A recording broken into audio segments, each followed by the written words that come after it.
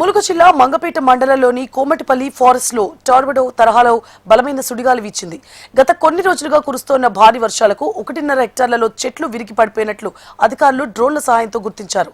ఈ సందర్భంగా వికాస్ మీనా మాట్లాడుతూ పడిపోయిన 118 చెట్లలో 50% యూకలిప్టస్ చెట్లున్నట్లు ములుగు డిఎఫ్ఓ వికాస్ మీనా తెలిపారు. పడిపోయిన వృక్షాలను ఏటూరు నాగారం టింబర్ డిపోకు తరలించామన్నారు. కోమటిపల్లి ఫారెస్ట్ లో సుడిగాలి రావడానికి గల కారణాలపై సర్వే చేపట్టామని ములుగు డిఎఫ్ఓ వికాస్ మీనా వెల్లడించారు. రేంజ్ మంగాపేట్ బీట్ లో ఆల్మోస్ట్ 118 ట్రీస్ పడిపోయింది. మెజారిటీ ఆఫ్ ట్రీస్ యూక్లిప్టస్ ఉన్నాయి. ఆల్మోస్ట్ 48 ట్రీస్ యూక్లిప్టస్ ఉంది. సో మనకి అక్కడ హెవీ వర్షం పడింది, ఎక్కువ వెలాసిటీ విండ్ జరిగింది.